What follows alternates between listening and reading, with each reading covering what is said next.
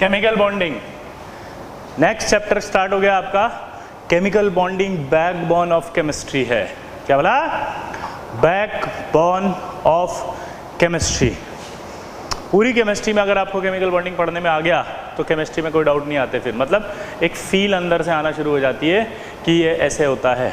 ठीक है, अब केमिकल बॉन्डिंग पढ़ते हैं तो एक डाउट आता है कि what is chemical bond, what is chemical bond. तो आंसर है अट्रैक्शन बिटवीन टू और more than two atoms in a molecule. Note करो, attraction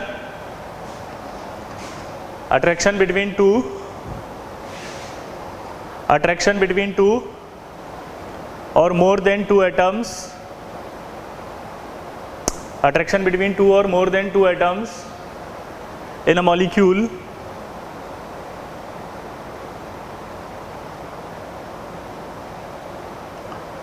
is called chemical bond। यानी कि जो अट्रैक्शन होगा उसे केमिकल बॉन्ड कहा जाएगा। क्लियर है? अब सवाल आता है कि केमिकल बॉन्ड बनता क्यों है। क्या सवाल है? केमिकल बॉन्ड बनता क्यों है। तो अब केमिकल बॉन्ड बनता क्यों है? स्टेबिलिटी गेन करने के लिए। क्यों बनता है? कोई आपसे पूछे तो क्या बोलोगे आप? स्टेबिलिटी गेन करने के लिए, टू गेन स्टेबिलिटी। ठीक, अब सवाल ये आता है कि स्टेबिलिटी गेन कैसे होती है। ठीक है, तो गेन होने के लिए क्या था कि जैसे ये जो गैसेस थी, इनका नाम था, याद हो तो, इनर्ट गैसेस। और अगर आप इनका कॉन्फ़िगरेशन देखें तो इसका तो 1s2 था, लेकिन बाकी सब में NH2 NP6 यानी कि 8 इलेक्ट्रॉन आ रहे थे।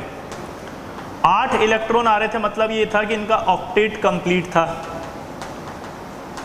इसके लिए बोलते हैं ड्यूप्लेट, है ना। इसका क्या बोलते हैं? ऑक्टेट। ऑक्टेट कंप्लीट था, इसलिए ये किसी से रिएक्ट नहीं कर रही थी। तो सारे एलिमेंट ने देखा कि साला ये रिएक्ट नहीं करती, तो ये रिएक्ट क्यों नहीं करती। तो सबने पाया कि इनके पास 8 इलेक्ट्रॉन से, इसलिए ये रिएक्ट नहीं करती। तो सारे एलिमेंट ने डिसाइड किया कि अगर हम भी हमारे पास 8 इलेक्ट्रॉन कर लें तो हम भी स्टेबल हो जाएंगे। सबने डिसाइड किया कि अगर हम भी हमारे पास 8 इलेक्ट्रॉन कर लें तो हम भी स्टेबल हो जाएंगे। ये सोचते हुए सब एलिमेंट ने मीटिंग करी, और मीटिंग में आपका सोडियम खड़ा हुआ। सोडियम का कॉन्फ़िगरेशन आपको याद होगा, 1s2 2s2 2p6 3s1। Sodium ने कहा कि अगर मैं 1 इलेक्ट्रॉन दे सकता हूं, मैं 1 इलेक्ट्रॉन दूंगा तो मेरा ऑक्टेट कंप्लीट हो जाएगा। Cl- खड़ा हुआ। Cl- का कॉन्फ़िगरेशन ये होता है।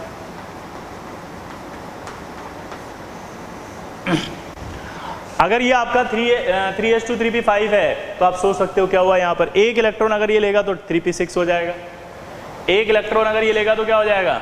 3p6। क्या हो जाएगा? 3p6। तो अब यहां पर आप बात करो कि ये हो गया 3s1, ये हो गया आपका 3p5। अगर ये 1 इलेक्ट्रॉन दे दे तो इसका ऑक्टेट भी कंप्लीट हो जाएगा। तो सोडियम ने कहा मैं अपना 1 इलेक्ट्रॉन दे सकता हूं, Cl ने कहा मैं अपना 1 इलेक्ट्रॉन ले सकता हूं। तो देखो ये भी ऑक्टेट कंप्लीट हो गया, 6 और 2 8, ये भी होगा 6 और 2 8। यहाँ एक प्लस आएगा, यहाँ माइनस आएगा, इन दोनों के बीच में एक अट्रैक्शन आ जाएगा, वो अट्रैक्शन होगा आयनिक बॉन्ड। इस तरह से एक आयनिक बॉन्ड बन जाएगा।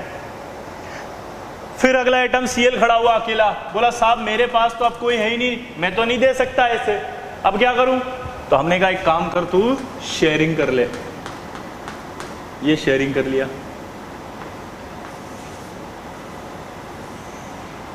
शेयरिंग हो गई। शेयरिंग के बाद ये दोनों इलेक्ट्रॉन इसमें भी काउंट होते हैं, शेयरिंग के बाद ये दोनों इलेक्ट्रॉन इसमें भी काउंट होते हैं। तो ये क्या हो गई? शेयरिंग हो गई। अब ये अगर शेयरिंग हो गई तो ऑक्टेट कंप्लीट हो गया। तो यानी कि अब हमें समझ में आया कि भैया केमिकल बॉन्ड ये होता है attraction between 2 atoms in a molecule. Chemical bond क्या होता है? Attraction between 2 atoms in a molecule. ठीक है, दूसरा सवाल कि अट्रैक्शन क्यों होता है, तो आंसर आएगा स्टेबिलिटी गेन करने के लिए। तीसरा सवाल, स्टेबिलिटी कैसे आती है? ऑक्टेट कंप्लीट करके। ठीक है, यहां तक की बात चल रही थी। यहां पर अब सब खुश थे कि सबको लगा यार बॉन्ड फॉर्मेशन इसलिए होता है कि ऑक्टेट कंप्लीट होता है। लेकिन बाद में अचानक से एक डाउट आया। बाद में अचानक से एक डाउट क्या आया? डाउट क्या आया कि अगर ऑक्टेट कंप्लीट करने से स्टेबिलिटी आती है तो ये तो पागल है, ये बड़ा पागल है, ये महापागल है, ये पागलों का पागल है, और ये सबसे बड़ा पागल है।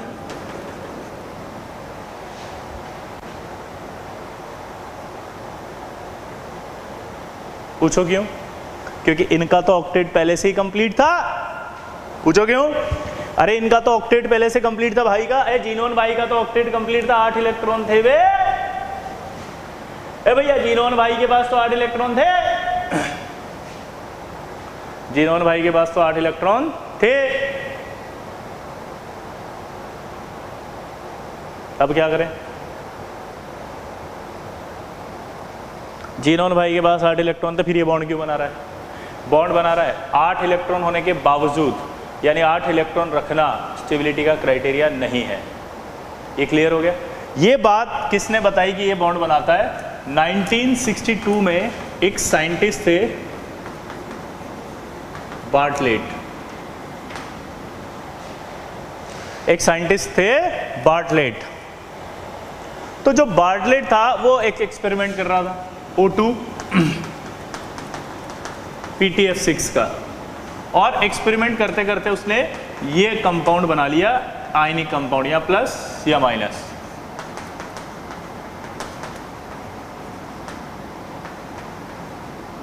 और ये कंपाउंड जो है वो रेड कलर का कंपाउंड था। ये कंपाउंड क्या था? रेड कलर का कंपाउंड। क्या था? रेड कलर का कंपाउंड। तो ये आयनिक कंपाउंड था रेड कलर का। ये कंपाउंड बनने के बाद उसका दिमाग खराब हो गया। पता है क्यों? क्योंकि उसके पास आयनाइजेशन एनर्जी का एक डेटा पड़ा हुआ था O2 और जीनोन की। O2 की जो आयनाइजेशन एनर्जी होती है वो होती है 1175 किलोजूल पर मोल, और इसकी होती है 1170 किलोजूल पर मोल। आप दिमाग की बत्ती जलाओगे, अगर इसकी आयनाइजेशन एनर्जी यानी इसमें से एक इलेक्ट्रॉन निकालने के लिए 1175 एनर्जी लग रही है, तो जीनोन में से निकालने के लिए कितनी लग रही होगी? 1170। तो यानी इससे रिएक्ट करके ये कंपाउंड बन सकता है। तो नो डाउट जीनोन से भी रिएक्ट करके ये कंपाउंड बनना चाहिए ऐसा कैसे ही। और ये सोचते हुए उसने रिएक्शन कराई और शॉक्ड हो गया क्योंकि कंपाउंड बन गया। First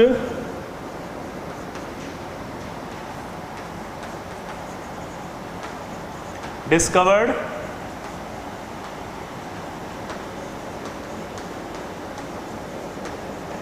compound of noble gases. क्या बोला? First discovered compound of noble gases. First discovered compound of noble gases था, और ये नोबल गैसों का कंपाउंड जो है वो रेड कलर का कंपाउंड था। कैसा था? रेड कलर का फर्स्ट डिस्कवर्ड कंपाउंड था, और ये फर्स्ट डिस्कवर्ड कंपाउंड कैसा था? रेड कलर का आयनिक कंपाउंड। कैसा था? रेड कलर का। ये कंपाउंड बनते ही समझ में आ गया कि ये भी कंपाउंड नोबल गैसों, मतलब इनर्ट गैस भी कंपाउंड बनाती है, और इसीलिए उन इनर्ट गैसों का नाम बदल करके नोबल गैस रखा गया। इसीलिए उनका नाम बदल करके क्या रखा गया? Noble gas. इसलिए इन्हें नोबल गैस कहा जाता है।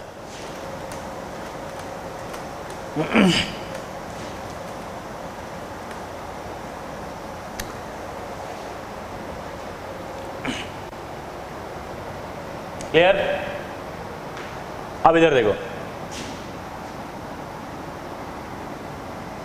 यहां तक समझ में आ गया। अब सवाल ये आता है कि इन्हें नोबल गैस की जगह क्या कहा गया? बोलो, क्या कहा गया? इनर्ट गैस की जगह क्या गया? Sorry, noble gas. क्यों? क्योंकि इनर्ट नहीं रही, ये अब कंपाउंड बना रही है। दोबारा बोलो, ये इनर्ट नहीं रही, ये कंपाउंड बना रही है। दोबारा बोलो, ये इनर्ट नहीं रही, ये कंपाउंड बना रही है।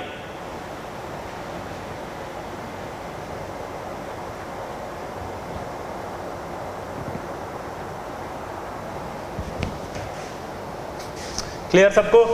अब आगे की कहानी, क्लासिफिकेशन ऑफ केमिकल बॉन्ड। आखिर कौन कौन सा होता है केमिकल बॉन्ड, देखना जरा।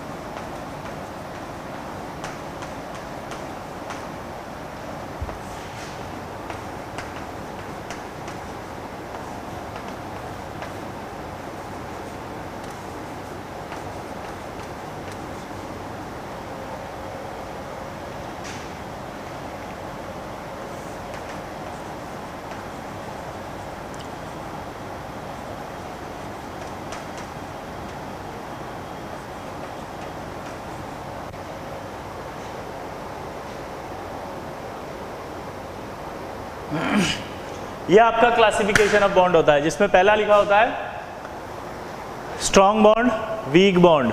स्ट्रॉन्ग बॉन्ड के अंदर 3 आते हैं, आयनिक बॉन्ड, कोवेलेंट बॉन्ड और मेटेलिक बॉन्ड। ठीक है, कोवेलेंट बॉन्ड में बहुत सारे बॉन्ड होते हैं। पहला फाई, इसको बोलते हैं फाई, दिखाई दे रहा है सबको, दिख रहा है, इसको बोलते हैं phi bond. Phi phi phi का साइन। ये होता है डेल्टा बॉन्ड, क्या होता है डेल्टा। ये होता है सिग्मा बॉन्ड, ये होता है आपका क्वाड्रपल बॉन्ड, ये होता है आपका पाई बॉन्ड, ये होता है आपका कोऑर्डिनेट बॉन्ड, ये होता है bridge bond. Bridge bond 2 type के होते हैं, 3 सेंटर 2 इलेक्ट्रॉन बॉन्ड, यानी कि इसको एक नाम और देते हैं बनाना बॉन्ड। ये होता है 3 सेंटर 4 इलेक्ट्रॉन बॉन्ड, ये होता है ऑड इलेक्ट्रॉन बॉन्ड मेटेलिक, ये होता है hydrogen bond. Hydrogen bond generally बनता है फ्लोरीन, ऑक्सीजन और नाइट्रोजन से। किस किस से बनता है? फ्लोरीन, ऑक्सीजन और नाइट्रोजन से। किससे बनता है जल्दी बताओ? फ्लोरीन, ऑक्सीजन और नाइट्रोजन से। या ट्रिपल बॉन्डेड कार्बन, यानी कि ऐसा कार्बन जिसका हाइब्रिडाइजेशन sp होता है। मैंने आपको बताया था sp कार्बन अगर हो जाएगा तो इलेक्ट्रोनेगेटिविटी बढ़ जाएगी, ऑक्सीजन के आसपास आ जाती है, याद है? तो ऑक्सीजन बना सकता है, इसलिए ट्रिपल बॉन्ड कार्बन भी H बॉन्डिंग कर सकता है। समटाइम्स क्लोरीन, कभी कभी क्लोरीन बनाता है। अब ये कहाँ बनाएगा वो जब हम हाइड्रोजन बॉन्ड पढ़ेंगे तब बताएंगे। ये कब बताएंगे? जब हाइड्रोजन बॉन्ड पढ़ेंगे। ठीक है, ये होता है van der Waals force, dipole dipole interaction, dipole induced dipole interaction, instantaneous dipole induced dipole interaction. इन तीनों को मिला के हम बोलते हैं वान डेर वाल फोर्स। क्या बोलते हैं इनको? वान डेर वाल फोर्स। और इसको बोलते हैं आयन डाइपोल, और ये होता है आपका आयन इंड्यूस्ड डाइपोल। ये केमिकल बॉन्ड है जिसमें से हम अभी जनरली कोवेलेंट बॉन्ड में सिग्मा पढ़ेंगे, पाई पढ़ेंगे, कोऑर्डिनेट पढ़ेंगे, डेल्टा पढ़ेंगे, फाई पढ़ेंगे और क्वाड्रपल पढ़ेंगे। Bridge bonding, odd electron bond और वान डेर वाल फोर्स अगले साल आएगा 12वीं में। हाइड्रोजन बॉन्ड भी इसी साल पढ़ेंगे, समझ गए? तो ये हमारा केमिकल बॉन्ड आएगा जो हमें पढ़ना होगा। ठीक है,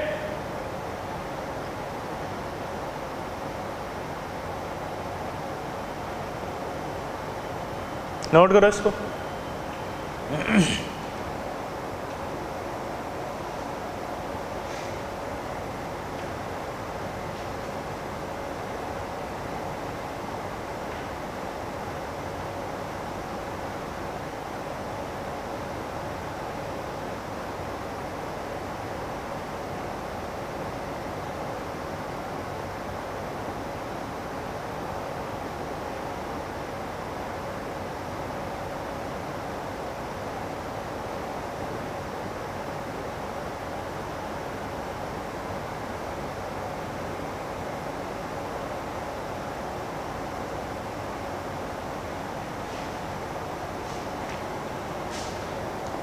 अगला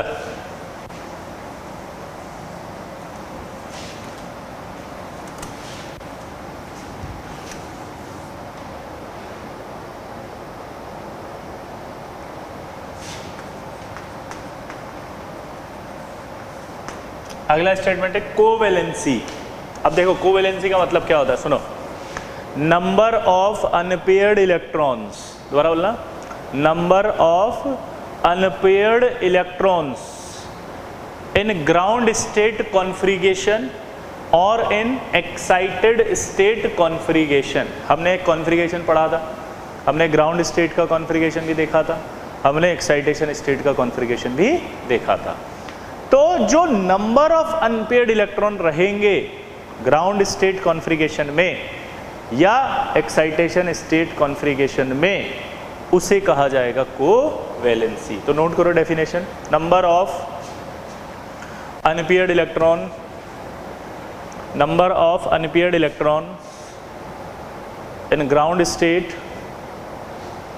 number of unpaired electrons in ground state, ground state configuration and excitation state configuration। अब इसको समझना, जैसे मान लीजिए जैसे मैंने किया क्लोरीन, अगर मैं क्लोरीन का कॉन्फ़िगरेशन लिखता हूँ तो 3s2 3p5 आता है लास्ट में, और मैं उसके अंदर जब इलेक्ट्रॉन देखता हूँ अनपेयर्ड तो मुझे 1 दिखाई दे रहा है। और आपको पता है इसके जस्ट पहले बाद में 3d ऑर्बिटल खाली रहता है। इसके जस्ट बाद में कौन सा ऑर्बिटल खाली है? 3d orbital. कौन सा ऑर्बिटल खाली है? 3d। ये कॉन्फ़िगरेशन जो हमने पढ़ा था वो था आपका ग्राउंड स्टेट कॉन्फ़िगरेशन। अब ये मत बोलना कि 4s आता है पहले। हमने कहा था कि 4s जो है वो इलेक्ट्रॉन भरते समय आता है पहले, लेकिन जब एक बार एटम में इलेक्ट्रॉन भर गए तो उसके बाद फिर 3d अंदर आता है, 4s को बाहर लिखते हैं। ठीक है, तो इसलिए यहाँ पर 3d लिखा गया है। अब यहाँ पर आप देखो 3d है, ये ऑर्बिटल खाली पड़ा हुआ है पूरा। ठीक है, ये सेम शेल है। सेम शेल में जब इलेक्ट्रॉन को एक्साइट करते हैं तो एनर्जी की जो रिक्वायरमेंट है वो बहुत कम होती है। दोबारा बोला, सेम शेल में जब हम इलेक्ट्रॉन को एक्साइट करते हैं तो एनर्जी की रिक्वायरमेंट बहुत कम होती है, और बहुत कम होती है इसलिए एक्साइटेशन हो सकता है। ठीक है, क्योंकि वो एक्साइट करेगा, एक्साइट करने के बाद अनपेयर्ड इलेक्ट्रॉन बनाएगा। और हम अभी आगे पढ़ेंगे तब हम बताएंगे कि जो इतने अनपेयर्ड इलेक्ट्रॉन रहते हैं वो उतने बॉन्ड बना सकता है, समझ रहे? और जो बॉन्ड बनता है तो उससे एनर्जी रिलीज होती है। क्या बोला, जल्दी बताओ? अगर बॉन्ड बनता है तो उससे एनर्जी रिलीज होती है। कैसे होती है वो मैं बताता हूं। देखो, जब भी दो एटम एक दूसरे के पास आएंगे तो ये क्लियर हो गया कौन से आएंगे? अनपेयर्ड इलेक्ट्रॉन वाले। कौन से? अनपेयर्ड इलेक्ट्रॉन वाले ऑर्बिटल्स होंगे, उन्हीं में बॉन्डिंग होगी। ठीक है, हैविंग अपोजिट स्पिन। क्लियर, ये स्पिन अपोजिट हो गए। अब ये जब दो पास आते हैं तो इनके पास क्या होता है? इलेक्ट्रॉन होते हैं और यहाँ न्यूक्लियस होता है। तो जब भी दो एटम एक दूसरे के पास आते हैं तो पास आने पर इनमें क्या होगा? आपस में ये इलेक्ट्रॉन इलेक्ट्रॉन रिपल करेंगे। ये न्यूक्लियस न्यूक्लियस भी एक दूसरे को आपस में क्या करेंगे? रिपल करेंगे। उसके बाद ये न्यूक्लियस क्या करेगा? इस इलेक्ट्रॉन को अट्रैक्ट करेगा। ये न्यूक्लियस इस इलेक्ट्रॉन को अट्रैक्ट करेगा। इसका मतलब है जब भी दो एटम एक दूसरे के पास आएंगे अपोजिट स्पिन वाले, अनपेयर्ड इलेक्ट्रॉन वाले, तो उनमें आपस में रिपल्शन और अट्रैक्शन दोनों आएगा। रिपल्शन और अट्रैक्शन दोनों आएगा। लेकिन अगर अट्रैक्शन ज्यादा हुआ तो ये दोनों फिर एक दूसरे के पास आएंगे और पास आकर के वो इस तरह का एरिया बनाएंगे। इसी को कोवेलेंट बॉन्ड कहा जाता है। ये हम आगे और पढ़ेंगे अभी। ठीक है, अब हम इस चीज को एक ग्राफ के थ्रू समझते हैं। ये पोटेंशियल एनर्जी यहाँ 0 है, यहाँ पॉजिटिव साइन है या नेगेटिव साइन है, और यहाँ पर हमने लिया ये डिस्टेंस। हमने कहा कि दो एटम एक दूसरे से इनफाइनाइट डिस्टेंस पर है। दो एटम एक दूसरे से कहाँ पर है? अभी इनफाइनाइट। इनफाइनाइट पर है तो कुछ नहीं लग रहा, ना अट्रैक्शन है ना रिपल्शन है, दोनों बराबर होंगे। अब लेकिन अगर वो पास आ रहे हैं तो इसका मतलब है अट्रैक्शन ज़्यादा हो रहा है रिपल्शन से। मेरा एक सवाल है, अगर अट्रैक्शन ज़्यादा है रिपल्शन से और वो पास आ रहे हैं तो मेरा सवाल है कि पास क्यों आ रहे हैं? क्योंकि उन्हें बॉन्ड बनाना है। अब जब बॉन्ड बनता है तो बॉन्ड बनने से स्टेबिलिटी आती है। तो हमारा एक डाउट था कि स्टेबिलिटी किससे आती है, तो हमने कहा था ऑक्टेट से आती है। फिर हमने कहा यार ऑक्टेट जो है वो तो फ्लॉप हो गया, क्योंकि ऑक्टेट से आती है तो फिर जीनोन को बॉन्ड नहीं बनाना चाहिए था। तो हमने फिर पूछा था कि बॉन्ड बनता क्यों है? स्टेबिलिटी आने के लिए। स्टेबिलिटी आती कैसे? एनर्जी रिलीज करके। थर्मोडायनेमिक्स ने बताया हमें कि स्टेबिलिटी कैसे आती है? एनर्जी रिलीज करके। स्टेबिलिटी कैसे आती है? एनर्जी रिलीज करके। ठीक है, हमेशा याद रखना, अगर सिस्टम या कोई भी ऐसा है वो अगर एनर्जी को रिलीज कर रहा है तो वो स्टेबल है, अगर वो एनर्जी को एब्जॉर्ब कर रहा है तो वो अनस्टेबल है। ये नोट करके लिखो, ये बाद में समझ में आएगी, ये बात अभी नहीं समझाएंगे, बस इसको अभी याद रख लो।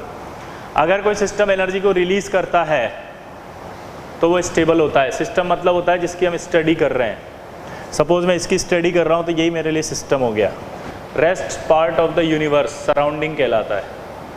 तो इसमें लिखो, अगर कोई सिस्टम एनर्जी को रिलीज करता है, अगर कोई सिस्टम एनर्जी को रिलीज करता है तो वो स्टेबल होता है, और अगर कोई सिस्टम एनर्जी को एब्जॉर्ब करता है तो वो अनस्टेबल होता है। उसके बाद देखो, रिलीज्ड एनर्जी का साइन नेगेटिव होता है। ये बताया था मैंने इलेक्ट्रॉन की एंथैल्पी पे। रिलीज्ड एनर्जी का जो साइन है वो नेगेटिव होता है और एब्जॉर्ब्ड एनर्जी का साइन पॉजिटिव होता है।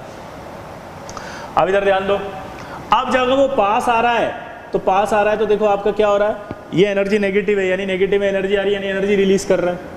मान लो इस पॉइंट पर भी आप देखेंगे तो इस पॉइंट पर भी एनर्जी रिलीज होगी, इस पॉइंट पर भी एनर्जी रिलीज होगी और इस पॉइंट पर भी एनर्जी रिलीज होगी। ठीक है, अब दोबारा सुनना, दो एटम एक दूसरे के पास आ रहे हैं, अट्रैक्शन ज़्यादा है इसलिए रिपल्शन से।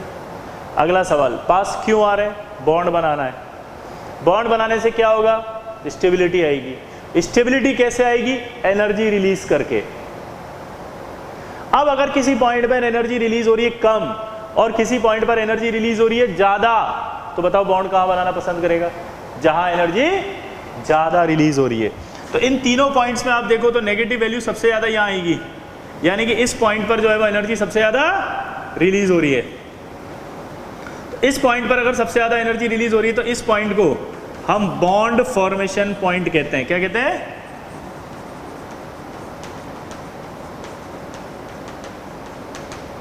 और यहां से यहां तक अगर देखो तो ये जो डिस्टेंस होगी वो बॉन्ड लेंथ कहलाएगी। यहां से यहां तक की जो डिस्टेंस है वो क्या कहलाएगी, बॉन्ड लेंथ। और ये जो आपका एनर्जी होगी इसे कहेंगे बॉन्ड एनर्जी। बॉन्ड एनर्जी मैंने लिखवाई थी, एनर्जी रिलीज होती है, जो बॉन्ड बनता है, बॉन्ड बनने पर जो एनर्जी रिलीज होती है, दोबारा बोलो, बॉन्ड बनने पर जो एनर्जी रिलीज होती है उसे कहते हैं बॉन्ड एनर्जी। तो यहां देखो आप, ये पॉइंट होगा, इसी पर बॉन्ड बनना पसंद करेगा। इससे आगे जाओगे तो न्यूक्लियस न्यूक्लियस का रिपल्शन आएगा, इस पॉइंट से आगे जाते ही न्यूक्लियस न्यूक्लियस का रिपल्शन आएगा और फिर से दूर हो जाएंगे वो, इसलिए इसी पॉइंट पर बॉन्ड बनेगा। और ये डिस्टेंस कहलाएगी आपकी बॉन्ड लेंथ, ये एनर्जी कहलाएगी बॉन्ड एनर्जी। तो यहाँ तक मुझे समझ में आया कि भैया ये एनर्जी रिलीज कर रहे हैं इसलिए स्टेबिलिटी आ रही है। तो बॉन्ड बनाने के लिए कौन बॉन्ड बनाता है, सिर्फ अनपेड इलेक्ट्रॉन जो होगा वही बॉन्ड बनाएगा। तो कोवेलेंसी क्या होगी, जितने ज्यादा अनपेड इलेक्ट्रॉन हो सकते हैं उतनी ज्यादा आपकी कोवेलेंसी होगी। और अगर किसी के पास अनपेड इलेक्ट्रॉन सफिशिएंट नहीं है बॉन्ड बनाने के लिए तो वो एक्साइट कर लेगा। और एक्साइटेशन में अगर एनर्जी की रिक्वायरमेंट आ रही है और अगर वो रिक्वायरमेंट बहुत कम है और बॉन्ड बनने पर जो एनर्जी रिलीज बहुत ज़्यादा है, तो दोनों को जब टोटल करोगे तो एनर्जी रिलीज ही होगी। तो इसलिए एटम एक्साइट कर लेता है और अपनी कोवेलेंसी बढ़ा लेता है ताकि वो बॉन्ड बना सके और स्टेबल हो सके। लेकिन एक्साइटेशन सिर्फ कहाँ हो सकता है, अपने ही शेल में, क्योंकि अपने ही शेल में एक्साइट करने पर एनर्जी की रिक्वायरमेंट बहुत कम आती है। अगर आपने किसी और के शेल में एक्साइट कर दिया तो उसको जो एनर्जी चाहिए वो बहुत ज़्यादा चाहिए होती है, और वो इतनी ज़्यादा होती है कि जो अमाउंट एनर्जी रिलीज हो रही है उससे भी ज़्यादा चाहिए होती है। इसलिए वो कभी भी बॉन्ड बनाने के लिए दूसरे के शेल में एक्साइट नहीं करेगा। यानी एक्साइटेशन सिर्फ तब तक होएगा जब तक आप इलेक्ट्रॉन अपने ही शेल में एक्साइट करोगे। समझ गए बात को, ठीक है। तो कोवेलेंसी की अब बात चल रही थी, तो अब देखो कोवेलेंसी की जो बात चल रही थी वो देखना आप।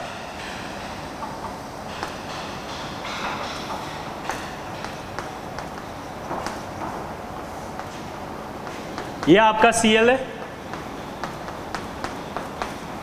अभी अभी मैंने कहा था एक ही शेल में हो सकता है आपका,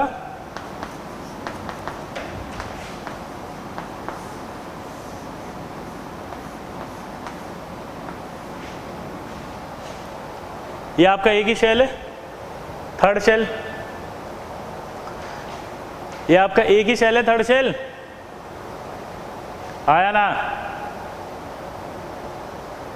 क्लियर। अब देखो ये आपका है ग्राउंड स्टेट कॉन्फ़िगरेशन। अब ये एक अनपेड इलेक्ट्रॉन दिख रहा है, इसका मतलब Cl एक बॉन्ड बना सकता है आसानी से, हाँ या ना। ये एक अनपेड इलेक्ट्रॉन एक बॉन्ड बना लेगा, हाँ या ना, वेरी गुड। अब क्या करें,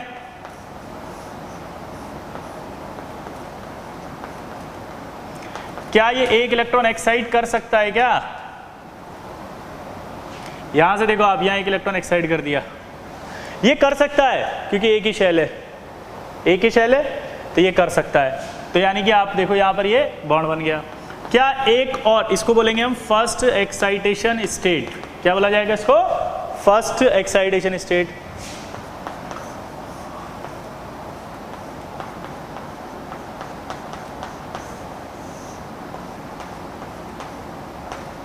ये यहां आ गया, कितना हुआ ये 1 2 3 4 5 कितने हुआ?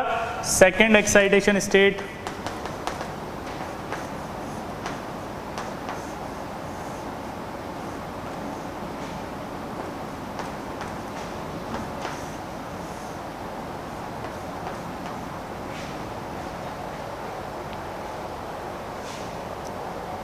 ये एक एक्साइट करेगा, हाँ ये रहा, ये इसने एक एक्साइट कर दिया यहाँ।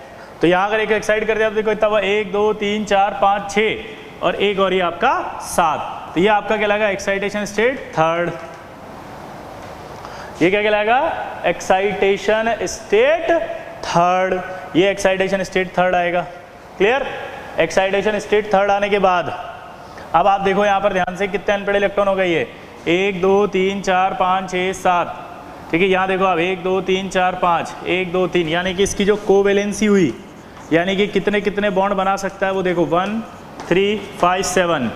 एक बॉन्ड बनाएगा वो ग्राउंड स्टेट में, 3 बॉन्ड बना सकता है वो फर्स्ट एक्साइटेशन स्टेट में, 5 बॉन्ड बना सकता है वो सेकेंड एक्साइटेशन स्टेट में, और 7 बॉन्ड बना सकता है वो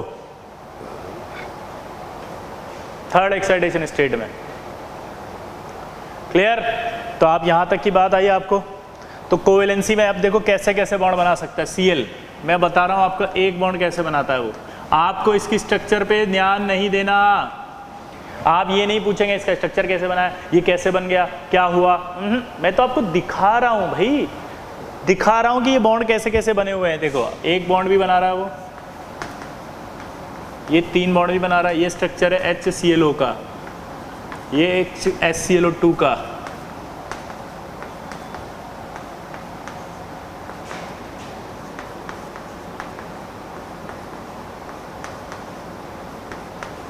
ये आपका HClO3 का, और ये आपका HClO4 का। आप देखो यहाँ देखोगे आप एक बॉन्ड Cl का एक बॉन्ड, यहाँ देखोगे Cl के 3 बॉन्ड, यहाँ देखोगे Cl के 5 बॉन्ड, यहाँ देखो Cl के 7 बॉन्ड। ऐसे बना सकता है ये। तो अगर आपसे बोले कि ये आपका कौन सी स्टेट में बना हुआ कंपाउंड होगा, फर्स्ट एक्साइटेशन स्टेट या ग्राउंड स्टेट, तो आंसर है ग्राउंड स्टेट में। ये फर्स्ट एक्साइटेशन स्टेट में, ये सेकंड, ये थर्ड। ठीक, अब जैसे Cl की बात हुई,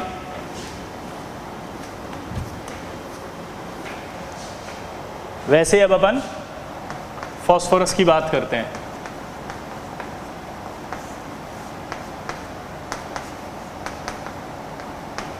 ये इसका नॉर्मल कॉन्फ़िगरेशन होता है, और ये आपका नॉर्मल कॉन्फ़िगरेशन कहलाएगा ग्राउंड स्टेट में। किस में कहलाएगा? ग्राउंड स्टेट में। किस में कहलाएगा? ग्राउंड स्टेट में। अब ये देखो आप ग्राउंड स्टेट में कितने बॉन्ड बना सकता है? 3। अब ये आपका d ऑर्बिटल है इसका खाली, थर्ड शेल जो होता है उसमें हमेशा d ऑर्बिटल खाली रहता है। थर्ड शेल जो होता है उसमें हमेशा d ऑर्बिटल खाली होता है।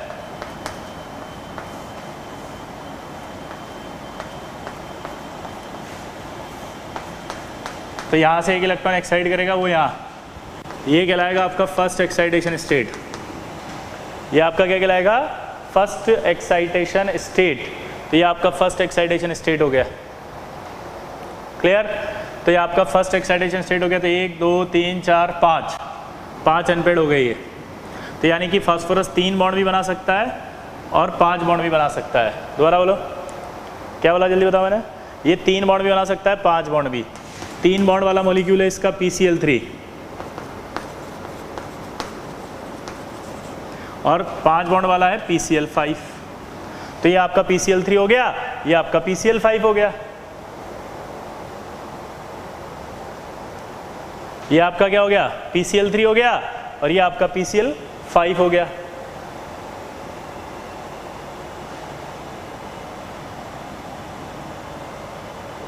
क्लियर? अब देखो, तो फास्फोरस बना रहा है। अब अपन सल्फर की बात कर लें। ये सल्फर है, सल्फर में यहाँ पर P4 होता है। अब आप देखो इसमें ग्राउंड स्टेट में कितने अनपेड इलेक्ट्रॉन है? 2। ग्राउंड स्टेट में कितने अनपेड इलेक्ट्रॉन है? 2। तो फर्स्ट एक्साइटेशन स्टेट की बात अगर अपन करें तो यहाँ से एक इलेक्ट्रॉन एक्साइट करेगा, यहाँ आ जाएगा। तो फर्स्ट एक्साइटेशन स्टेट में कितना हो गया? 4 अनपेड इलेक्ट्रॉन।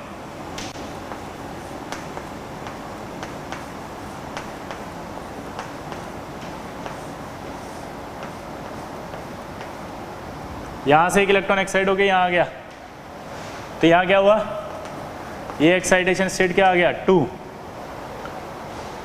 कितने अनपेड इलेक्ट्रॉन दिख रहे हैं 4। अब ये एक एक्साइट करके यहां से यहां आ गया, एक एस वाला भी, कितने हो गए 6। तो इसकी जो वैलेंसी हुई वो कितनी 2 4 और 6, यानी कि ये ग्राउंड स्टेट में बनाएगा, ये फर्स्ट एक्साइटेशन स्टेट में और ये सेकंड। जैसे SF2, ये SF2 बना सकता है, 4 बॉन्ड है तो SF4 बना सकता है और ये SF6 बना सकता है। ठीक है, क्लियर। तो सल्फर के लिए भी आपको पता लग गया कि SF2 भी एग्जिस्ट करेगा, SF4 भी करेगा और SF6 भी करेगा। क्लियर, क्या बोला जल्दी बताओ, SF2 भी करेगा, SF4 भी करेगा और SF6 भी करेगा। क्लियर,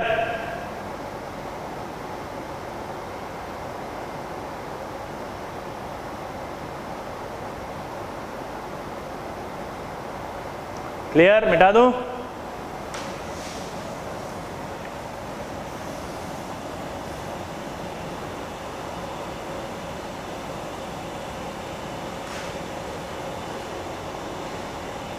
अब आता है कि नाइट्रोजन। नाइट्रोजन के अंदर अगर अपन देखें कितने अनपेड इलेक्ट्रॉन दिख रहे हैं बताओ 3। तो इसकी जो कोवेलेंसी है वो कितनी है 3।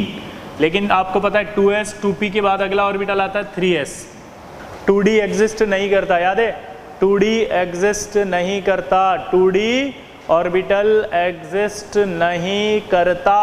दोबारा बोलो, 2d ऑर्बिटल एग्जिस्ट नहीं करता। तो यहाँ देखो ये 2s2 है, 2p3 है, 3s है। हमने कहा था कि शेल अगर अलग हो जाएगा तो फिर इलेक्ट्रॉन एक्साइट नहीं करेगा। क्या बोला बताओ, शेल अगर अलग हो जाएगा तो एग्जिस्ट इलेक्ट्रॉन एक्साइट नहीं करेगा। दोबारा बोलो, अगर वो इलेक्ट्रॉन इधर से इधर आ गया तो एक्साइट करेगा नहीं। क्यों नहीं करेगा, क्योंकि यहाँ से यहाँ एक्साइटेशन नहीं हो सकता, शेल बदल गया है। एक्साइटेशन नहीं हो सकता क्योंकि शेल बदल गया है। तो यानी कि सिर्फ ये 3 बॉन्ड बना सकता है। तो आपसे क्वेश्चन पूछेगा कि NCl3 एग्जिस्ट और नॉट, तो आंसर बोलेंगे यस एग्जिस्ट। फिर अगला बोलेगा NCl5 does not exist, Y.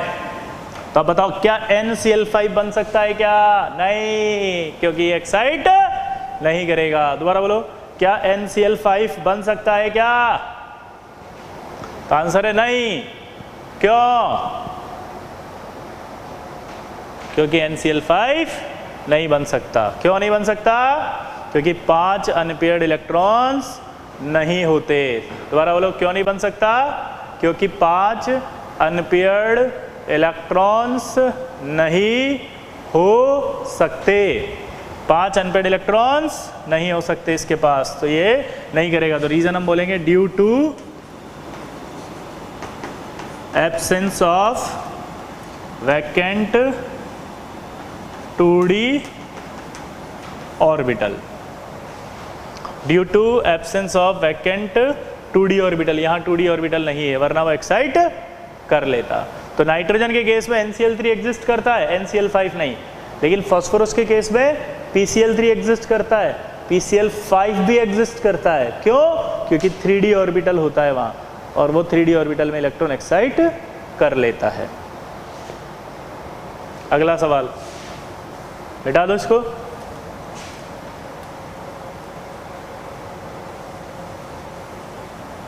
Oxygen 2s2 2p क्या आएगा यहाँ 4 आएगा। तो कितने अनपेड इलेक्ट्रॉन है यहाँ पे 2 अनपेड इलेक्ट्रॉन है, तो 2 अनपेड इलेक्ट्रॉन वाला मॉलिक्यूल बना सकता है। जैसे आपसे सवाल पूछेगा कि क्या OF2 एग्जिस्ट करता है, तो आप बोलोगे यस। OF2 एग्जिस्ट और नॉट, तो आंसर है यस। OF2 एग्जिस्ट और नॉट बोलो, तो आंसर है यस।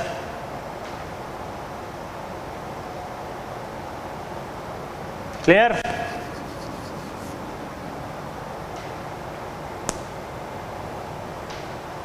अगला देखो,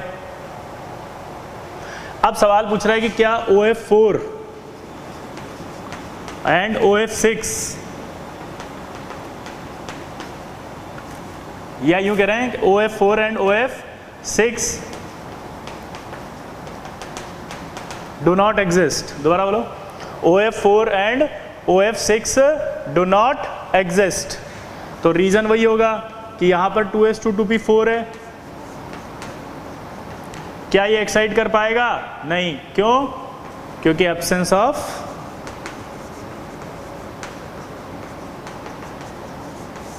टू डी ऑर्बिटल।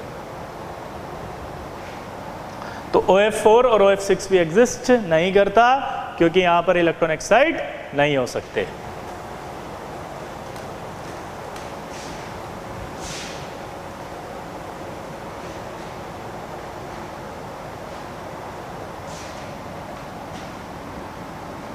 क्लियर? अगला, फ्लोरीन। फ्लोरीन में अगर देखोगे तो 2s2 2p5 आएगा। तो फ्लोरीन एक अनपेड वाला इलेक्ट्रॉन तो कंपाउंड तो बना सकता है, जैसे HF, एक बॉन्ड बना सकता है। तो आंसर आएगा HF एग्जिस्ट, यस।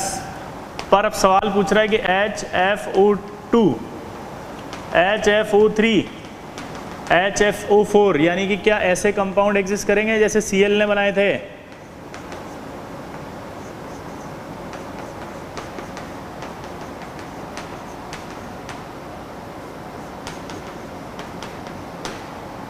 क्या ये ऐसे बना सकता है 3 बॉन्ड? नहीं। क्यों? क्योंकि यहां पर भी डी ऑर्बिटल वैकेंट नहीं है। देखो यहां पर कोई वैकेंट ऑर्बिटल है क्या? क्या यहां पर कोई वैकेंट ऑर्बिटल है क्या? नहीं। अगला शेल है, खाली तो है लेकिन कौन सा? अगले शेल वाला खाली है। खाली तो है लेकिन कौन सा? अगले शेल वाला खाली है, नेक्स्ट शेल। तो यहां देखो आप 3, यहां 5, यहां 7, तो ये आपके एग्जिस्ट नहीं करेंगे, डू नॉट एग्जिस्ट। रीजन वही देंगे, because of absence of vacant 2d orbital. Do not exist because of absence of vacant 2d orbital.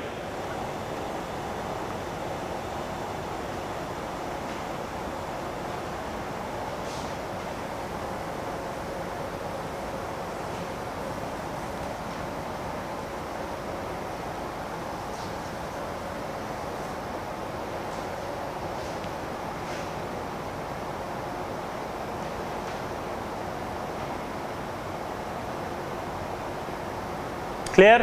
तो आपको इस तरह से मॉलिक्यूल कौन से एग्जिस्ट करेंगे, कौन से नहीं करेंगे, ये समझ में आ जाएगा। कोवेलेंसी समझ में आ जाएगा, बोलो। तो जनरली अगर मैक्सिमम कोवेलेंसी निकालनी हो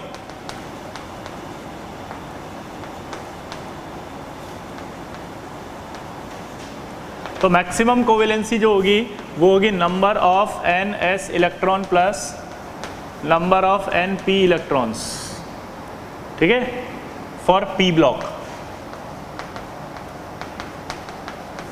जैसे अगर मैक्सिमम में बोलूँ फॉस्फोरस, फॉस्फोरस का कॉन्फ़िगरेशन लिखा मैंने 3s2 3p3, तो इसकी मैक्सिमम कोवेलेंसी कितनी बोलनी है अब आपको? 5। मैक्सिमम कोवेलेंसी कितनी बोलनी है? 5। ये जो फॉर्मूला है वो एक्सेप्ट आएगा किसके? Second period element. बोलो क्यों? क्योंकि वो एक्साइट नहीं कर पाएंगे ऐसे इलेक्ट्रॉन को, क्योंकि उनमें डी ऑर्बिटल नहीं होता खाली। इसीलिए नाइट्रोजन की वैलेंसी सिर्फ 3 आई थी, जबकि इलेक्ट्रॉन 5 थे। एस में और पी में मिला के टोटल देखोगे तो 5, लेकिन आई वैलेंसी कितनी? 3। क्लियर?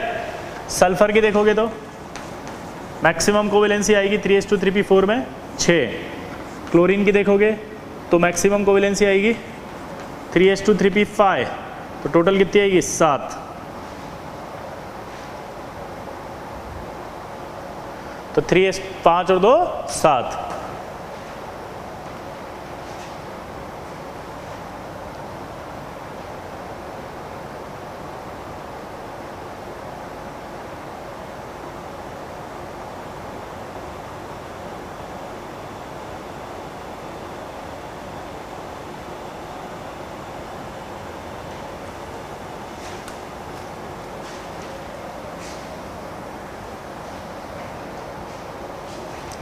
अगर आप एस ब्लॉक की निकालना ही है मैक्सिमम कोवेलेंसी, तो एस ब्लॉक की तो इलेक्ट्रॉन होते हैं एन एस इलेक्ट्रॉन, इसमें 1 से 2 होते हैं।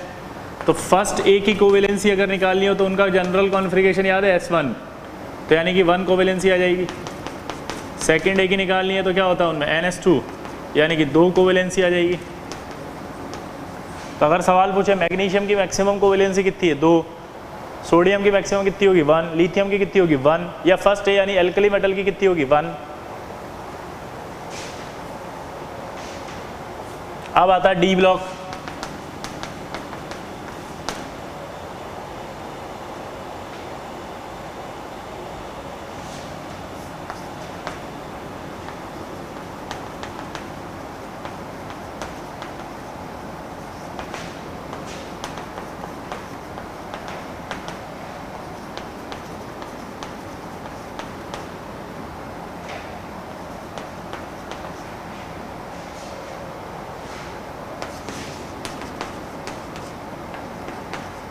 देखो अगर आपको डी ब्लॉक एलिमेंट में निकालनी है मैक्सिमम कोवेलेंसी, तो क्रोमियम का जो कॉन्फ़िगरेशन है वो होता है 3d5 4s1, तो टोटल वैलेंस कितना हो गया 6।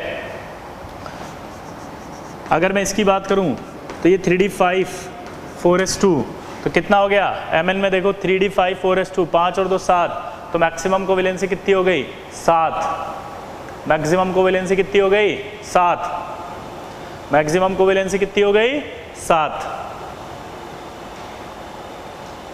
तो ऐसे डी ब्लॉक एलिमेंट की कोवेलेंसी भी आप निकाल सकते हो, ठीक है। तो ये आपका कोवेलेंसी एक तरह से समाप्त।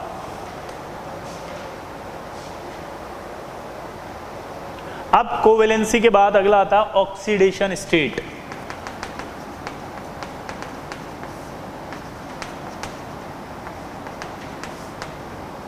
ऑक्सीडेशन स्टेट क्या होता है, देखो लिखो। ऑक्सीडेशन स्टेट कहते हैं it is a permanent formal charge, दोबारा बोलो, it is a permanent formal charge. ये फॉर्मल चार्ज क्या होता है मैं थोड़ी देर बाद बताऊंगा, अभी आप दिमाग में बिठा लो बस। इट इज अ बोलो परमानेंट फॉर्मल चार्ज, ठीक है। अब कैसे होता है वो देखते हैं। जैसे ऑक्सीजन है, अगर आपको कभी भी ऑक्सीडेशन स्टेट निकालना है तो ऑक्सीजन का हमेशा ऑक्सीडेशन स्टेट होता है -2, ठीक है। नाइट्रोजन का निकालना है तो -3, क्लोरीन का निकालना है -1, ठीक है। ऑक्सीजन का -2 होता है, लेकिन कुछ कंपाउंड में जैसे ये H2O2 है, इसमें इसका -1 होगा। -1 इनको बोलते हैं परऑक्साइड्स को। और अगर यहाँ OF2 आ जाता तो यहाँ बोलते हैं अपन +1, ठीक है। और अगर OF2 आ जाए तो इसमें आएगा +2। अब ये मैंने कैसे किया वो समझना आप, ठीक है। स्ट्रक्चर में ऑक्सीडेशन स्टेट कैसे निकालते हैं वो समझना। हमने इलेक्ट्रोनेगेटिविटी पढ़ी थी अगर याद हो तो, helium, lithium, hydrogen, helium, beryllium, boron, carbon, nitrogen, oxygen और फ्लोरीन और क्लोरीन। 2.1, 1, 1.2, 2.5, 3, 3.5, 4 और 3।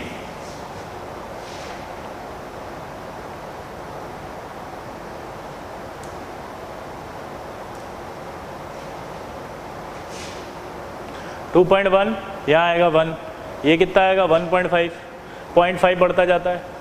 अब अगर आप देखोगे तो हाइड्रोजन और ऑक्सीजन में किसकी इलेक्ट्रॉनेगेटिविटी ज़्यादा है, ऑक्सीजन की है। ये क्या है इलेक्ट्रॉन नेगेटिविटी, पहले भी पढ़ा चुका हूँ मैं ये।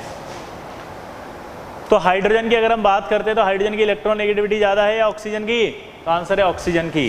तो ये ऑक्सीजन ने इलेक्ट्रॉन खींच लिया, ऑक्सीजन ने इलेक्ट्रॉन खींचा तो क्या आएगा यहाँ पर -1। यहाँ भी ऑक्सीजन खींचेगा, क्या आएगा यहाँ पे -1। लेकिन ये दोनों एटम सेम है तो एक दूसरे से नहीं खींच पाएंगे, तो इसलिए यहाँ ऑक्सीडेशन स्टेट कितना कहा -1। तो स्ट्रक्चर में से अगर आपको ऑक्सीडेशन स्टेट निकालना है तो आपको इलेक्ट्रॉन नेगेटिविटी चेक करके निकालना पड़ेगा। देखो कैसे। अब यहाँ पर मैंने चेंज कर दिया, F कर दिया। अब जैसे ही F हो गया तो F इलेक्ट्रोनेगेटिव ज़्यादा है ऑक्सीजन, ऑक्सीजन का 3.5, F का 4 है। तो कौन ज़्यादा इलेक्ट्रोनेगेटिव है बताओ, ऑक्सीजन नहीं, इस बार फ्लोरीन। तो फ्लोरीन ने अपनी ओर इलेक्ट्रॉन को खींच लिया, फ्लोरीन ने अपनी ओर इलेक्ट्रॉन को खींच लिया तो क्या आ गया यहाँ पे +1। इधर अपनी ओर खींच लिया इसको तो क्या आ गया ये +1, तो ये +1 और +1 आ गया, आया ना, बोलो। तो ये अगर +1 और +1 आ गया तो इसका मतलब क्या निकला, यहाँ पर प्लस, यहाँ प्लस। इधर देखो, अब यहाँ पर कौन इलेक्ट्रोनेगेटिव ज़्यादा है, फ्लोरीन। फ्लोरीन एक इधर खींचा, एक प्लस, एक इलेक्ट्रॉन उधर खींचा, एक और प्लस, टोटल ऑक्सीजन पर कितना आया, 2 प्लस। तो अगर यहाँ 2 प्लस आ रहा है तो यहाँ 2 प्लस आएगा। तो अगर H2O2 हो यानी परऑक्साइड हो तो ऑक्सीजन पर -1 चार्ज लेना है, O2F2 लो तो +1 लेना है, OF2 लो तो +2 लेना है, बाकी सब में ऑक्सीजन का -2 चार्ज लेना है। ठीक है, अगला देखो, हाइड्रोजन। हाइड्रोजन विद मेटल्स अगर है तो जितनी भी मेटल्स होती हैं वो इलेक्ट्रॉन निकालती हैं आराम से, तो मेटल पर हमेशा प्लस आता है। अगर मेटल के साथ हाइड्रोजन जुड़ा है तो इसका मतलब इलेक्ट्रॉन लेगा, तो उस पर हमेशा आएगा -1। लेकिन अगर हाइड्रोजन विद नॉन मेटल्स जुड़ा है तो वो ऑक्सीडेशन स्टेट रखेगा हमेशा +1। ठीक है, नोट करो इसको।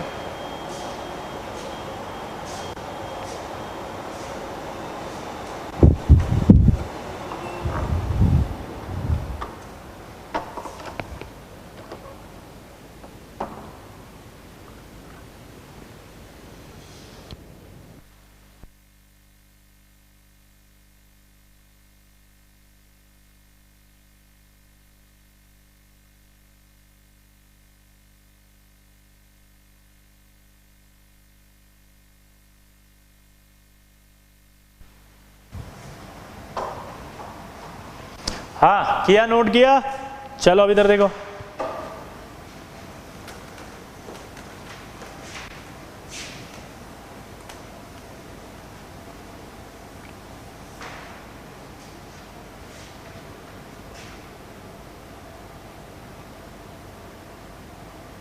अब आपसे क्वेश्चन पूछा जाएगा कि H2SO4 का ऑक्सीडेशन स्टेट निकालो सल्फर का।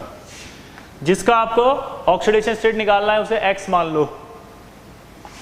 अब ये हाइड्रोजन जुड़ा हुआ है किसके साथ, नॉन मेटल के साथ, तो ये कितना आएगा 2। सल्फर का X, ऑक्सीजन 4 है और -2 ऑक्सीजन का लेना है।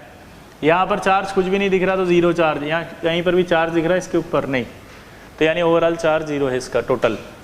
अब आप देखो 2 + X, 4 × 2 -8, तो X बराबर आएगा +6। X बराबर क्या आएगा, +6। अगला देखो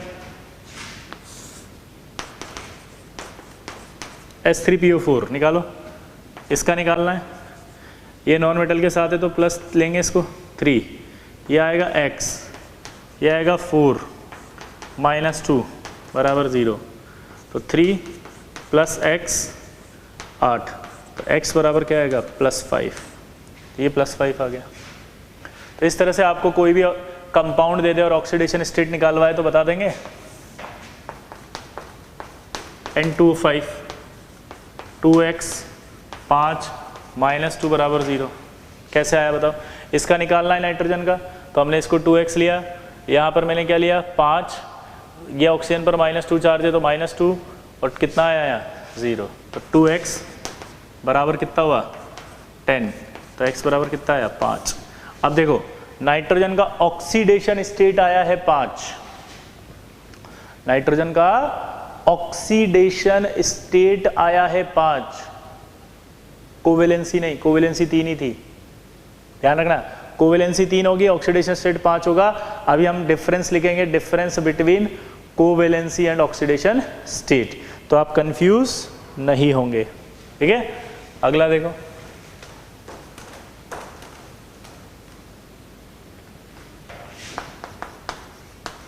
HNO3, यहाँ देखो ये 1, इसको X, ये 3 -2 बराबर 0, तो X बराबर सॉल्व करो कितना आएगा +5। ये नाइट्रोजन का ऑक्सीडेशन स्टेट फिर से +5 आ गया। ठीक है, तो ये आपके पास इस तरह के सवाल आएंगे, कर देंगे।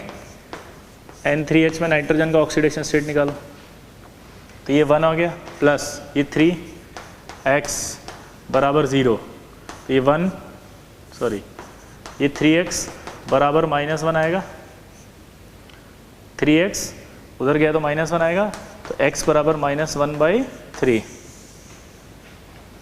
तो ये आपका नाइट्रोजन का ऑक्सीडेशन स्टेट आ गया 1-1/3। इसको कहते हैं हम हाइड्राजोइक एसिड। क्या कहते हैं इसको?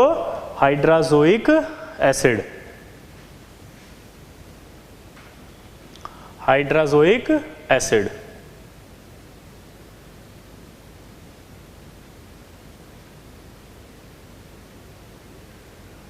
ऐसे निकालना है।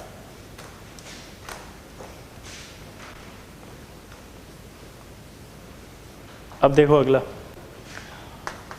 अब अगर इस तरह से आ गया कुछ कि इसका निकालो ऑक्सीडेशन स्टेट, तो आप जब निकालेंगे तो 2 सल्फर का निकालना है तो 2x, 8 - 2 बराबर 0 करोगे तो 2x बराबर 16, 2x बराबर 14, तो x बराबर +7। अब आपको ये कैसे पता कि इसका +7 सही है? एक डाउट आपको क्रिएट कर रहा हूं मैं अभी, है ना, टेंशन मत लेना, अभी आ जाएगा। आपको कैसे पता कि ये सही है? इसके लिए आपको पता होना चाहिए ऑक्सीडेशन स्टेट रेंज।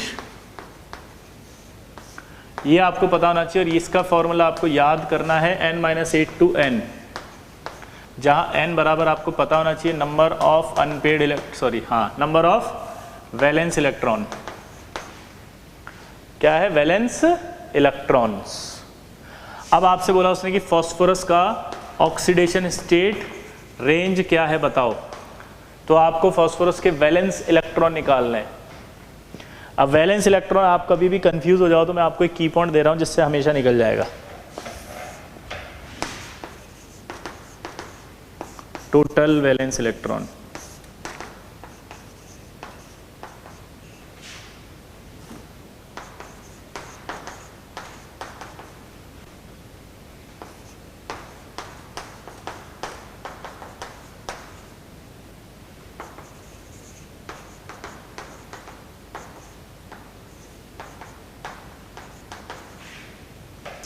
अगर मैं यहाँ से यहाँ जा रहा हूँ तो देखो ये क्या हो रहा है, total number of valence electron बढ़ रहे हैं।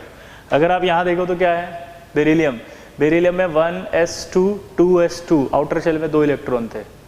या यूँ कहूँ कि बेरिलियम सेकंड ए का था, जो सेकंड ए का है उसमें 2 वैलेंस, थर्ड ए का 3, फोर्थ ए का 4, फिफ्थ ए का 5, सिक्स ए का 6, 7 ए का 7, एट्थ का 8 मतलब 0 आ गया था ना, 18th ग्रुप। तो यहाँ फास्फोरस आप देखोगे तो कौन से ग्रुप का आ रहा है? 15th ग्रुप का, यानी कि मैक्सिमम वैलेंस इलेक्ट्रॉन कितने होंगे उसके? 5। तो 5 - 8 करोगे तो कितना आएगा? ये -3, और यहाँ कितना आएगा? +5।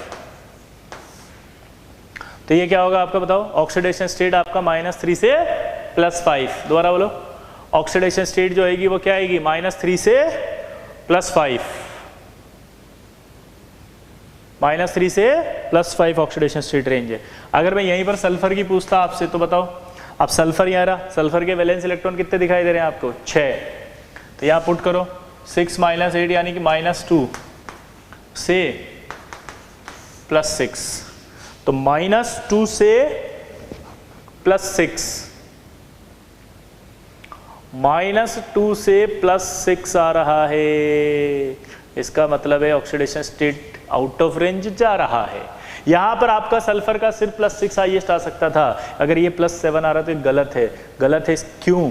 उसका रीज़न हमें ढूंढना है। ये थोड़ा डीप में चला गया, आप बिल्कुल टेंशन नहीं लेंगे, मैं सब समझा दूंगा। आपको सिर्फ एक चीज़ समझा रहा हूँ, पता है क्या? अगर +7 यानी oxidation state out of range आ रहा है, इसका मतलब है कि उस एसिड में परऑक्सी लिंकेज पाया जा रहा है। ये स्टैंडर्ड होता है, +7 नहीं लिखना हमको, हमें ये कंफर्म हो गया कि आउट ऑफ रेंज जा रहा है इसका ऑक्सीडेशन स्टेट। कहाँ जा रहा है? Out of range. कहाँ जा रहा है? Out of range. अगर आउट ऑफ रेंज जा रहा है तो कौन सी लिंकेज है? परऑक्सी। देखना अब इसके स्ट्रक्चर में आपको बताता हूं।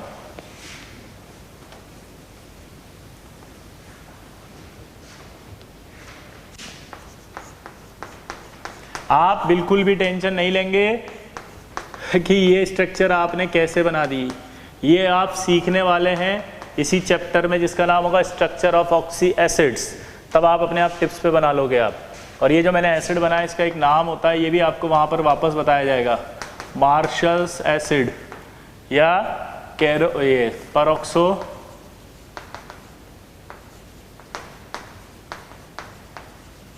Die sulphuric acid. क्या होता है ये?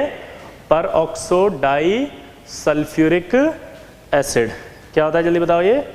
पर ऑक्सो डाई सल्फ्यूरिक एसिड।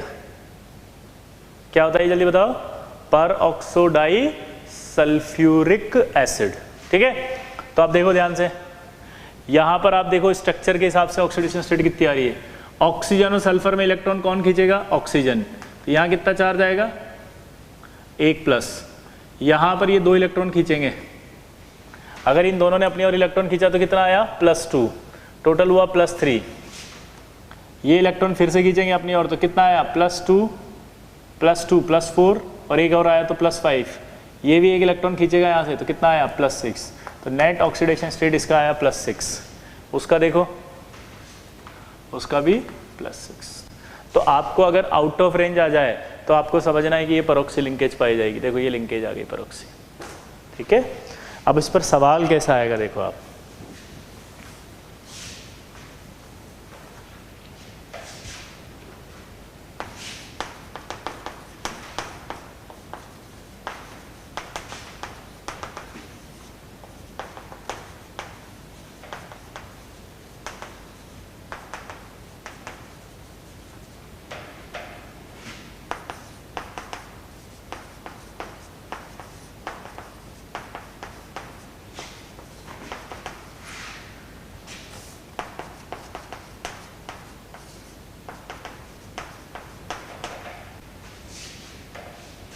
सोचो।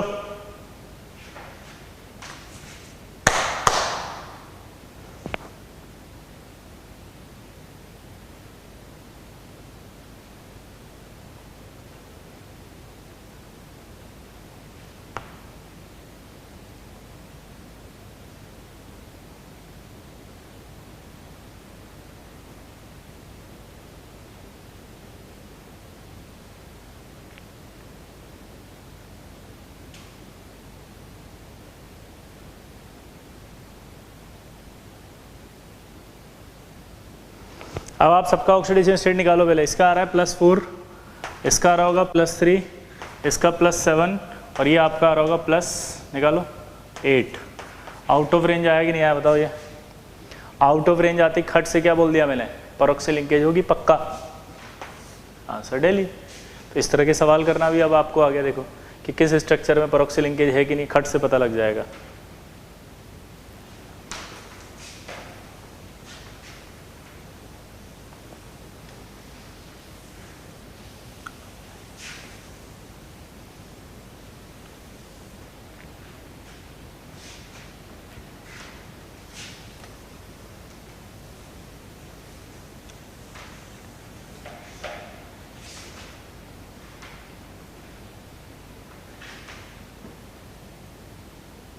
क्लियर? अब लिखो difference between covalency and oxidation state. पहला, कोवेलेंसी होती है नंबर ऑफ नो नहीं है ये, number of unpaired electron in ground state और इन एक्साइटेशन स्टेट। ये क्या बताया था मैंने? इट इज अ परमानेंट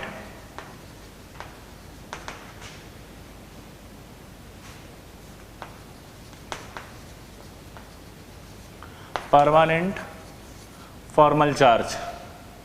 अब ये फॉर्मल चार्ज क्या होता है वो थोड़ी देर बाद बताएंगे। बस एक तरह से आप देखो जो ऑक्सीडेशन स्टेट के बाद जो चार्ज आ रहा है ना, वो चार्ज, ठीक है, अभी आ जाएगा ये। अब सबसे बड़ा इंपॉर्टेंट है कि ये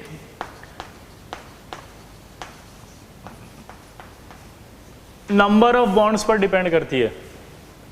जैसे किसी का बॉन्ड 1 है तो आप बोलोगे उसकी कोवेलेंसी 1 है, किसी के बॉन्ड 2 है तो उसकी कोवेलेंसी कितनी होगी? 2।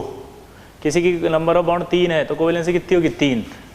But it does not depends upon number of bonds. ये डिपेंड्स है ना, ये जीरो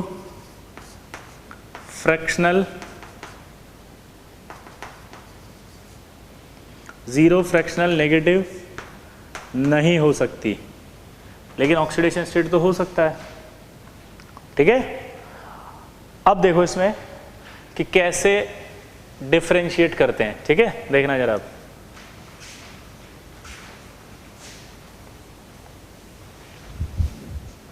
बेटा जो लिखने का समय है वो वीडियो को पॉज करके फिर लिखना आप, क्योंकि मैं अगर टाइम दूंगा तो अननेसेसरी वीडियो बड़ा हो जाएगा, ठीक है।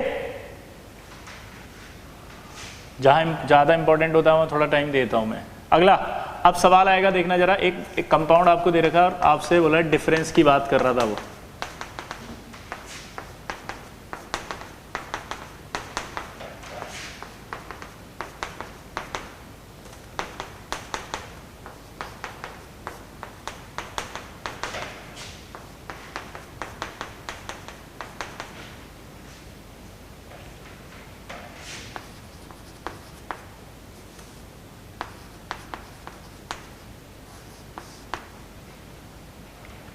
कोवैलेंसी नंबर ऑफ बॉन्ड पे डिपेंड करती है, तो इसकी कोवैलेंसी कितनी है? 4। इसकी भी 4 है, इसकी भी 4 है, इसकी भी 4 है और इसकी भी 4 है, ठीक है। और ऑक्सीडेशन स्टेट की बात करते हैं अगर अपन, तो ऑक्सीडेशन स्टेट की बात करें तो यहाँ देखो इलेक्ट्रॉन को खींचेगा, सॉरी ऑक्सीडेशन स्टेट की बात करें तो कार्बन की इलेक्ट्रॉन नेगेटिविटी ज़्यादा है हाइड्रोजन की, तो आप देखो कार्बन की ज़्यादा है हाइड्रोजन की, तो इस हिसाब से हाइड्रोजन अपनी और इलेक्ट्रॉन खींचेगा नहीं, कार्बन खींचेगा। कार्बन की इलेक्ट्रॉन नेगेटिविटी ज़्यादा होती है 2.5, तो जब वो एक इलेक्ट्रॉन खींच रहा है तो एक माइनस, एक और इलेक्ट्रॉन खींच रहा है एक और माइनस, 2 माइनस, कार्बन एक और खींच रहा है 3 माइनस, एक और खींच रहा है तो 4 माइनस। इसका तो कोवैलेंसी -4 आई ऑक्सीडेशन स्टेट। इसकी ऑक्सीडेशन स्टेट कितनी आएगी? -4। उधर आओ, अब यहाँ कार्बन खींचेगा, यहाँ भी कार्बन खींचेगा, यहाँ भी कार्बन खींचेगा। कार्बन ने खींचा तो कितना आया यहाँ? 3 माइनस, लेकिन यहाँ Cl अपनी और इलेक्ट्रॉन खींचेगा, मोर इलेक्ट्रोनेगेटिव है, तो कितना आया? +1। टोटल करोगे तो कितना बचा? -2। उधर आओ, कार्बन खींचेगा, कार्बन खींचेगा, Cl खींचेगा, Cl खींचेगा, तो कार्बन ने खींचा तो -2, Cl ने अपनी फिर खींचा +2, ऑक्सीडेशन स्टेट 0। यहाँ कितना आया? कार्बन ने खींचा -1, Cl ने 3 खींचा तो +3, टोटल कितना बचा? +2। यहाँ आओ, इसने अपनी ओर खींचा, कार्बन ने नहीं, Cl ने खींचा, Cl ने खींचा, Cl ने खींचा, Cl ने खींचा तो +4 ऑक्सीजन। तो आप देख सकते हो यहाँ पर कि कोवैलेंसी नंबर ऑफ बॉन्ड पर डिपेंड कर रही है, इसलिए नंबर ऑफ बॉन्ड 4 ही आए हैं, लेकिन oxidation state number of bond पर डिपेंड नहीं कर रही है। सारे एटम्स में, सारे कंपाउंड में 4 ही बॉन्ड है, लेकिन फिर भी ऑक्सीडेशन स्टेट अलग अलग आई है। नेगेटिव भी आ गई, 0 भी आ गई। अभी मैंने HN3 लिखवाया था, उसमें फ्रैक्शनल भी आई थी 1/3। क्लियर? तो ये आपका ऑक्सीडेशन स्टेट और कोवैलेंसी समाप्त। नोट कर लेना इसको, बाकी नेक्स्ट टाइम पे पढ़ेंगे।